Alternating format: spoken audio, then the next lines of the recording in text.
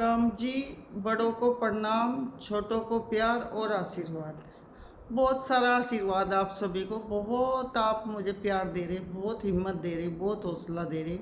और मेरी कुछ बेटी बहन तो मुझे बहुत रोज़ फ़ोन करे और मुझे समझाए, उनको बहुत बहुत थैंक यू। बहुत सारा आशीर्वाद मेरे बच्चों को जो मुझे हिम्मत दे रहे, हौसला दे रहे।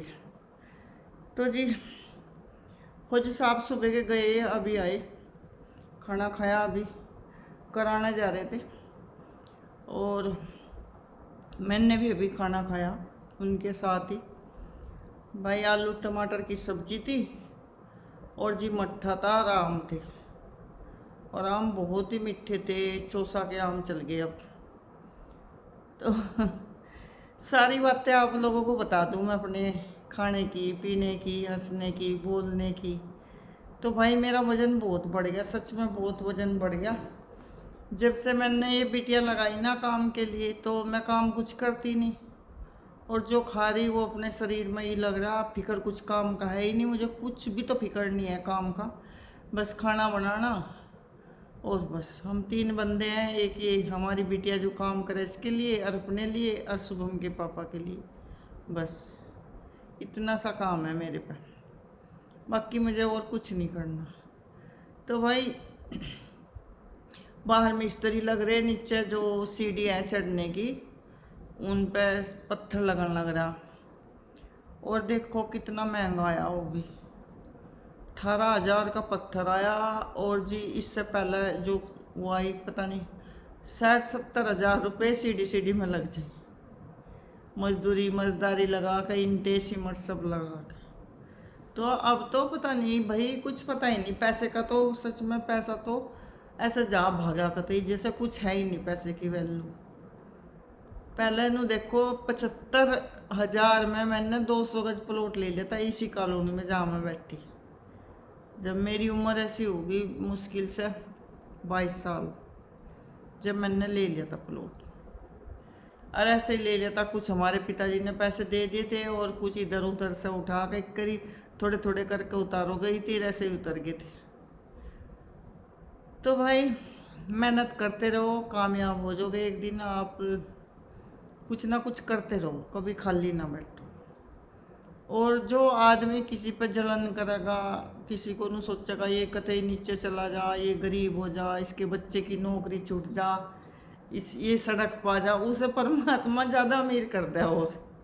और जो न सोचेगा इसे हड़प ले, इस पर तो लूट ले, वो भिखारी रहेगा, भिखारी रहेगा जिंदगी भर। वो कभी वो पैसा जागा ना जो जी दुखी करके कोई दूसरे को पैसा दे रहा ना, या हमारे से कोई छीन रहा। चोर हो उनके घर कभी बसते नहीं, चोरों के घर हमेशा टूटता ही रहे। मेहनत का पैसा ही कामयाब हो। और मेरे तो सच में, मुझे तो अपना देख लिया, मेरे या तो बच्चे का पैसा जो कमाया है वो बरकत करे, या फौजी साहब का, या मेरा। अगर किसी का 100 रुपये मेरे घर में आ जाना तो मैं 10,000 लेकर जा। हमारा तो कुछ परमात्मा की तरफ से ऐसा है कि अपनी कमाई में ही बरकत है।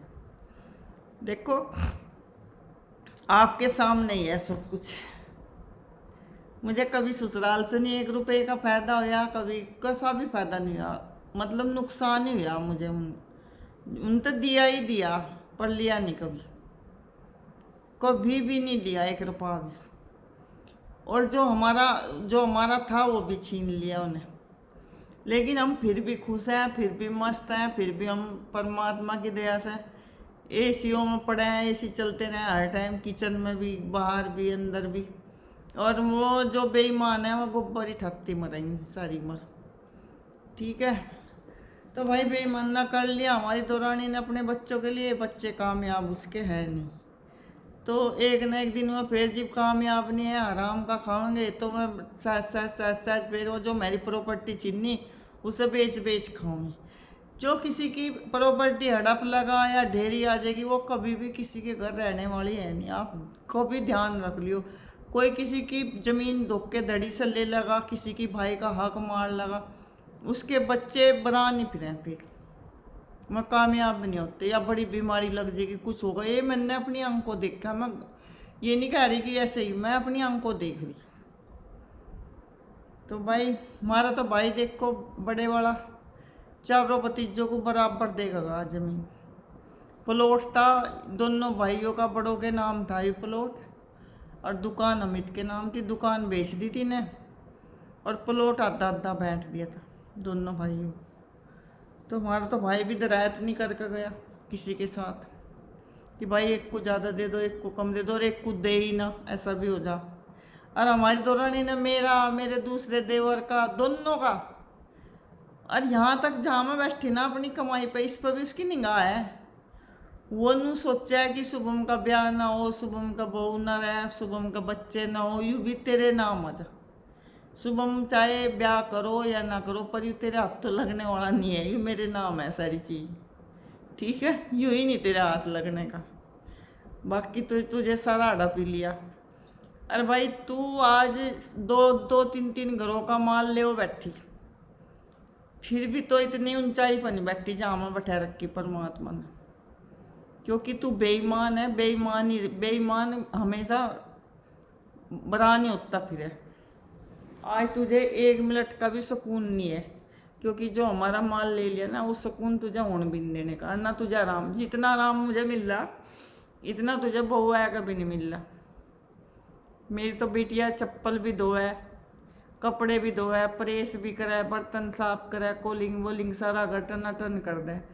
नहाने जाऊंगी, कमरा ऐसा सोना मेरा कर देगी, आके अपना आराम से लेटूंगी। इतनी सी भी मुझे दिक्कत नहीं है।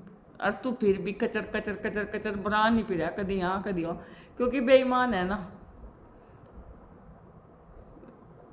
तुझे कदी शांति नहीं मिलने की, इक्कर ही फिरेगी बरान।